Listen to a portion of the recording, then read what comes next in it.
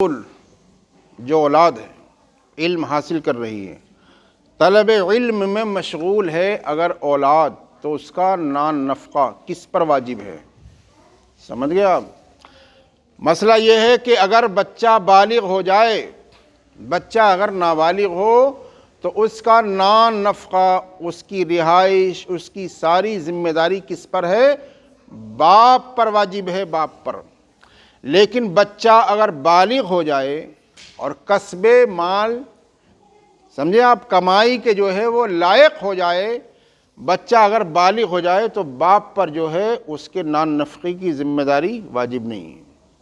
اس کے نان نفقہ جو ہے، اس کا نان نفقہ واجب نہیں ہے، بلکہ خود جو ہے وہ اپنے کسب کے ذریعے سے، اپنی کمائی کے ذریعے سے جو ہے اپنا خرچ کا انتظام خود کرے، اپنے نان نفقے کا انتظام خود کرے، اس کی خود کی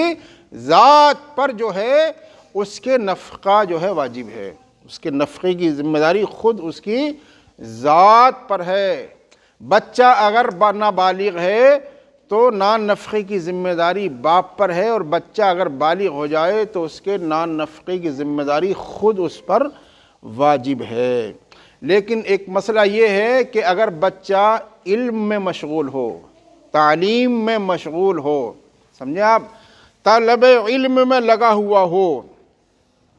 تو ایسے حالات میں جو ہے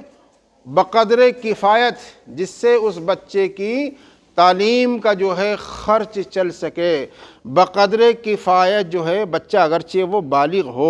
بالغ بھی ہو لیکن یہ کہ وہ مشغول ہے، طلب علم میں لگا ہوا ہے، تعلیم وہ حاصل کر رہا ہے، سمجھے، تو بقدر کفایت جو ہے، بقدر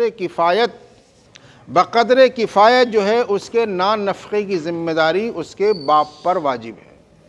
سمجھے آپ۔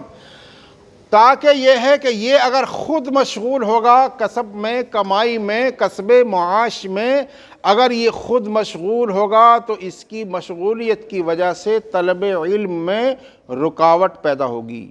اور رکاوٹ پیدا ہوگی اس طرح سے جو ہے علم جو ہے ضائع ہو جائے گا۔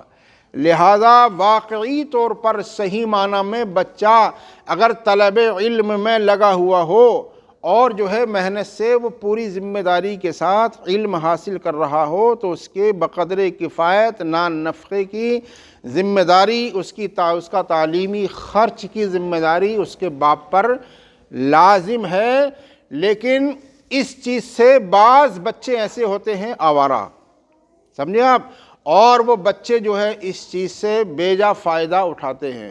ناجائز فائدہ حاصل کرتے ہیں، اور وہ اپنے باپ کی کمائی میں سے بے جا اور فضول خرچ کرتے ہیں، فضول خرچی کرتے ہیں، سمجھے آپ، ادھر ادھر پیسہ اڑاتے ہیں ضرورت سے زیادہ، اور اگر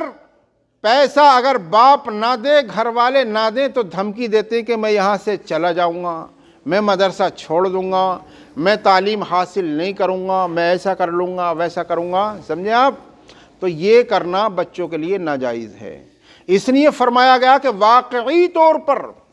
اگر طلب علم میں لگا ہوا ہے اور مشغول ہے، صحیح معنی میں بچہ اگر مشغول ہے، اگرچہ وہ بالغ ہو، تو اس کی ذمہ داری جو ہے اس کے باپ پر واجب ہے۔ لیکن آوارہ ہیں اگر لڑکے، سمجھے آپ، اور جو ہے طلب علم میں وہ لگے ہوئے نہیں ہیں، تو باپ پر ان کے نان نفقے کی ذمہ داری واجب نہیں ہے۔ لہٰذا اس سے یہ پتہ چلا کہ جو بچے مدارس میں پڑھتے ہیں، ان بچوں کو چاہیے کہ وہ واقعی طور پر، سمجھے آپ، واقعی طور پر محنت کریں، کد و کاوش میں لگے رہیں، طلب علم میں لگے رہیں، سمجھے، اور محنت اور ذوق و شوق کے ساتھ تعلیم حاصل کرنے کی